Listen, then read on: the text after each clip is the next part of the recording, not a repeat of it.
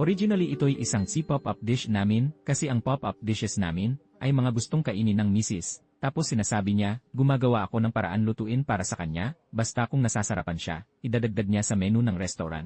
Kaya ganun nabuo ang aming menu.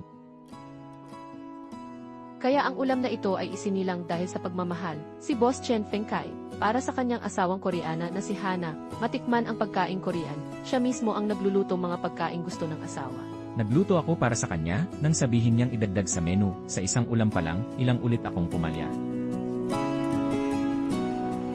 Si Chen Fengkai ay di galing sa culinary industry, dating isang trabahador sa bakal, sa welding at pagbubuhat, araw-araw niyang ginagawa, pero ang trabahong iyon, nagbago noong pumasyal siya sa Korea. Nakilala niya ang magiging asawa niyang si Hana, at doon nagbago ang lahat.